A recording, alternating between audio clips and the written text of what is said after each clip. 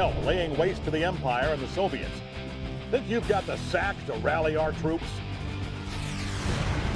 Good show, Commander. Bloody well done. Nou, waar het binnenkort komt echt een super vette game uit. Red Alert 3. Red Alert 3. Zitten we daar niet al heel lang op te wachten? Nou, ik eerlijk gezegd wel. Ik vond het tweede deel zo tof. Dat heb ik als klein Bartje heel vaak gespeeld. Al was ik wel meestal de zieke geest die dan gewoon met allemaal Tesla coils in Yuri's Revenge achter de vijand aan ging.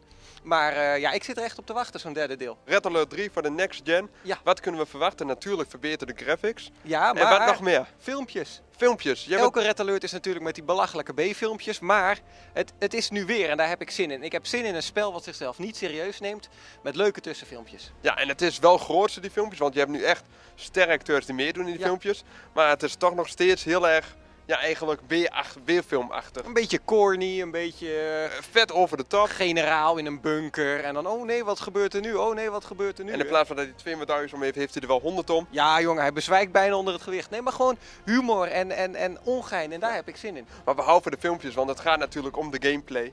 Wat Uiteraard. kunnen we verwachten van deze nieuwe Red Alert? Nou, het meest spraakmakende is de nieuwe groep die meedoet. Ik wou zeggen de nieuwe kudde. Maar je hebt natuurlijk de Allies, de Sovjets en nu de Empire. De Empire of the Rising Sun. En dat is een Japanse instantie. Ja, gebaseerd een beetje op Japanse anime en manga. Ja, met wat mech warriors. Ja, de makers die waren dol op anime's zoals Akira, Macross en Gundam. En die hebben dat thema eigenlijk helemaal verwerkt in de Red Alert saga. En dat is natuurlijk heel vet om met mecha's te kunnen gaan knallen. Zeker, maar ik was zelf altijd van de Amerikanen, van de Allies. Dan zag ik dat de Russen al van die beren hebben die helemaal gepantserd zijn met machinegeweren. En nu dus die mech warriors. En de Empire heeft natuurlijk ook heel veel amfibievoertuigen. Dat vind ik ook wel stoer. Ja, en ze zijn wat mobieler dan de Allies en de Sovjet, want ze kunnen echt over de map of het bewegen eigenlijk. Ze hebben wel een basis, maar die basis kan in zijn totaliteit gewoon verplaatsen. Maar laten we het dan hebben over water, want dat is minstens zo... ja, want de amphibious team moet heel belangrijk zijn in dit spel. Ja. Wat houdt dat in? Nou ja, vroeger was water altijd oké, leuk, het lichter. Maar nu met dit derde deel is water gewoon veel belangrijker geworden. Je kunt gebouwen op het water plaatsen. Je hebt veel meer onderzeeërs en boten en dus amfibische voertuigen, zoals tanken die zo van het water het land opcrossen. Dus het water wordt steeds belangrijker. Dolfijnen met lasers, dat is trouwens een beetje... Serieus? Ja, nee, er zijn bewapende dolfijnen. Maar toch, als je het hebt over dat water ziet er ook zo mooi dat uit. ziet er echt fantastisch uit. Kijk, ik wil het niet graag hebben over de graphics, maar toch, als ik dat water zag, dan was het meteen van wow, wat gebeurt hier allemaal? Nou Bart, bij dit spel is de co-op mode heel belangrijk. Vertel daar eens wat meer over. Co-op bij Red Alert. Ja, normaal gesproken speelde je altijd in je eentje of je speelde tegen anderen in de skirmish mode. Maar hierin kun je in de campaign vanaf het eerste level tot het laatste level met z'n tweeën spelen. Kun je of moet je? Moet je eigenlijk. Okay. Nou ja, kijk, als jij geen vriend hebt die jou wil helpen, dan... dan ben je wel triest, maar... Ja, maar dan kan de computer die plek innemen. Ja, ik ben echt heel benieuwd wat deze game allemaal gaat bieden. Op welke platformen komt deze game allemaal uit? Nou, sowieso op de PC en daar komt hij ook het eerst vooruit. Dat is op 31 oktober. En de Xbox 360 gamers moeten wachten op 14 november. Maar dan hebben we nog een PlayStation 3 versie. Ja, hoe zit het daarmee? Ja, vanaf juni hebben we daar al niks meer over gehoord. En zullen we het erop houden dat de PlayStation versie misschien komt, maar dat dat dit jaar zeker niet meer gaat lukken. Oké, jammer. Jammer voor alle PlayStation bezitters.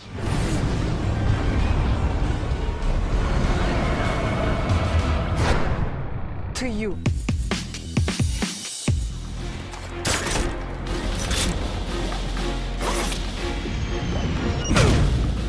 Hi, my name's Ben LaRouche-Tal and I head up the PR and community activity for Capcom in Europe. My name is Gunnar Johansson. I work at the developer Grin. They were developing Bionic Commando, and that's the reason why we're standing here talking, I assume, right? That's right. Cool. Here we are. I'm on top of things. Yeah. Anyways, no, Bionic Commando is based on a franchise that had its premiere 21 years ago on an arcade system, and then it became a Nintendo 8-bit game, and that is actually the game that we're basing our game on.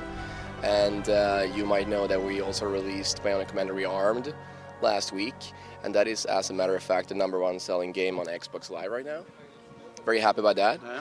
And the 3D game is coming out this winter, and it's going to be a game taking place 10 years after the original game, story-wise, in a city called Ascension City, where the superhero, we can call him superhero, right? He's pretty super, I reckon. Yeah. Nathan Spencer is the person that can save the day, and that with his bionic arm at hand. Indeed. Yeah, so it's what's great about the game is we've got the grapple system. So much like the original 2D game, we've now taken the grapple system, but we've moved it into a 3D world. So lots more opportunity to use the grapple to grab hold of things, but not just buildings to propel yourself through the universe, through the world, but also to grab items, grab chunks of scenery and use them as shields or throw them at enemies, grab hold of enemies, zip kick into them and send them flying off buildings. So there's plenty of stuff the Bionic arm is used for, more so than in the original. I think it was important to give players more stuff to do with the arm, and hopefully the guys at Grin have come up with some great ingenious ways of using the arm. And so the game takes place in Ascension City, which is a fictional city, but there's various areas. So you start off in the city. There's been an explosion, and the whole area has been devastated, and everything's kind of broken and funny angles. Things are flooded that weren't flooded before.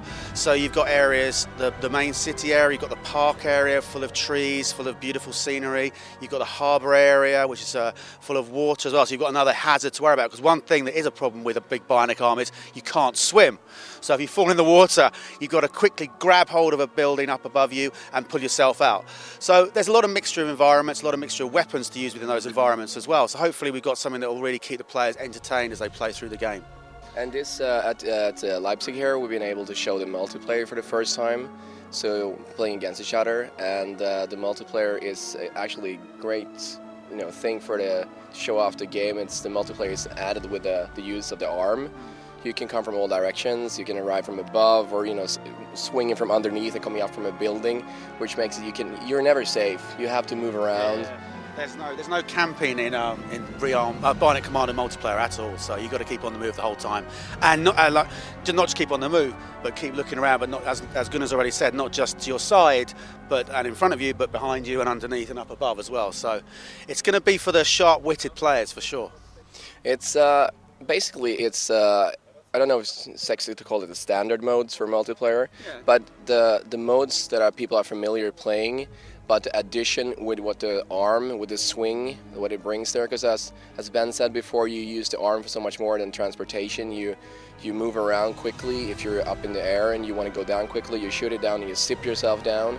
You can hook on an enemy. You can zip kick yourself like a drop kick in wrestling, like Shawn Michaels' speciality. And you can also swing it around, and you can get different things, pickups. If you see a pickup a little bit away, you don't have to go to it. You can actually shoot with your arm and pick it up that way. So it gives a much more depth to the play. I'd say it's like the classic multiplayer modes everyone likes, everyone expects, with that new twist with the arm. So you'll know how to play them, but you'll have to play them slightly differently and learn a few new techniques to really become the best player around.